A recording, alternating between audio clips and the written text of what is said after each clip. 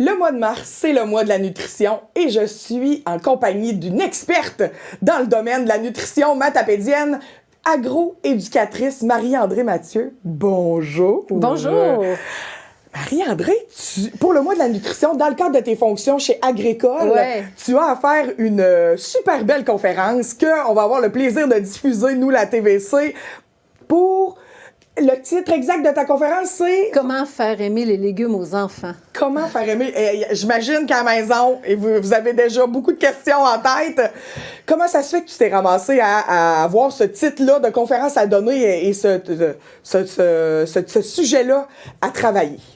J'ai pu constater autour de moi qu'il y a beaucoup de familles chez qui c'est comme un enjeu. Les parents veulent que les enfants mangent bien, ils s'inquiètent pour leurs enfants, mais qu'en même temps, des fois, c'est pas facile. Ça devient des fois un combat quotidien là, de s'assurer que les enfants mangent bien. Fait qu'avec Agricole, on a pensé que ça pouvait être un bon sujet. Puis moi, j'avais fait des études en nutrition. Oui. J'ai bifurqué vers l'agriculture que j'adore. Là, chez Agricole, j'ai tout le package deal qui fait que je suis super heureuse avec ça.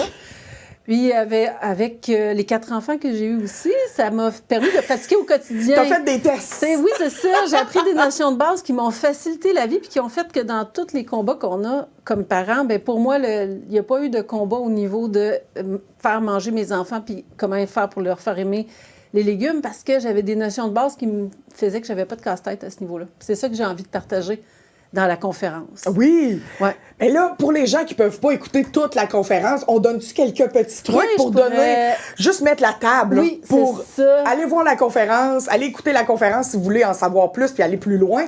Mais là, on donne des petits trucs. Comment on fait ça? Bien, c'est qu'il faut avoir des certitudes à l'intérieur de nous. Savoir qu'il y a des bases. Puis si on respecte ces bases-là, on n'aura pas besoin de se casser la tête puis de calculer puis de vérifier le menu. L'être humain a évolué pour survivre. Oui.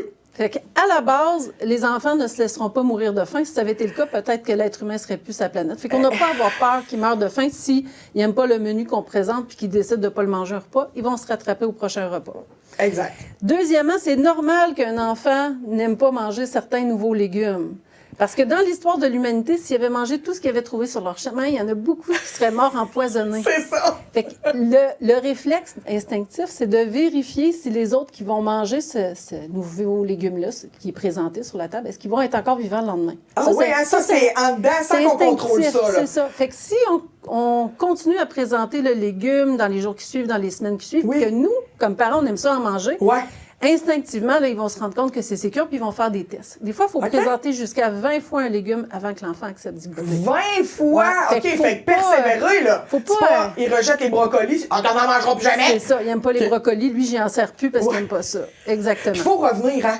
Oui. Tu sais, quelques années plus tard, les goûts ont changé, ça a évolué. Il faut revenir aussi. Il faut réessayer. Exactement. Puis, il y a une étude fantastique qui a été réalisée que moi, ça m'a donné une grande confiance en moi. Ils ont mis des enfants dans une pièce. Une pièce avec plein de nourriture sur la table, des aliments sains de base, des aliments naturels qu'on va dire. Il y avait des fruits, des légumes, des protéines. Puis ils calculaient ce que les enfants mangeaient, ils venaient piger quand ils avaient faim. Puis au bout d'un certain nombre de jours, ils ont évalué, les enfants avaient tout été chercher ce qu'ils avaient besoin en vitamines, minéraux, protéines, tout. Ça, c'est un instinct aussi de l'être humain d'aller manger ce qu'il a besoin pour remplir, parce qu'il n'y avait pas de multivitamines avant. Là. Il n'y avait pas de nutritionniste, il n'y avait pas de céréales enrichies. Fait qu'il fallait que l'être humain sache quoi aller manger pour remplir ses besoins. Exact. Fait que cet instinct-là fonctionne très bien pour les enfants. Nous, les adultes, on l'a souvent perdu parce qu'on s'est fait dire « finis ton assiette, tu n'auras pas de dessert si tu ne manges pas ça ». Oui, il y a comme des menaces ou des pressions qui n'ont pas lieu d'être. Fait qu'on a perdu cet instinct-là, mais les jeunes enfants l'ont très fort. Tant qu'on ne leur présente pas des choix d'aliments ultra transformés.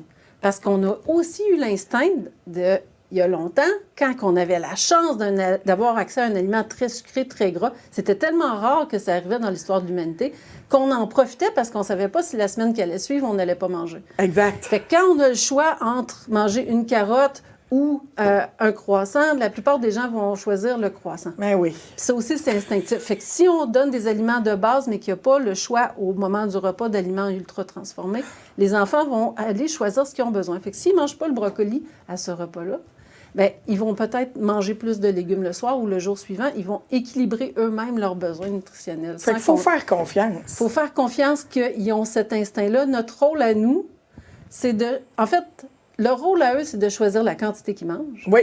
Puis notre rôle à nous, c'est de choisir quoi, combien, quoi, comment, puis où, à quel moment. Oui.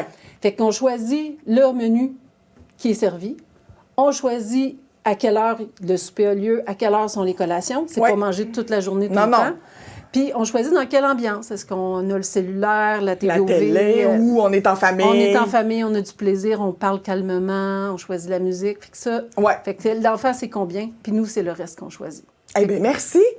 Merci beaucoup. Si on veut en apprendre plus, on écoute ta conférence, on te contacte, Oui. on t'accroche dans la rue, à la bibliothèque. T'es souvent à la bibliothèque, hein, Marie? Quand on t'accroche à une bibliothèque, on te pose des questions, faut pas être gêné. On se renseigne. Merci beaucoup, Marie-André. Ça fait plaisir. Très hâte d'écouter cette conférence.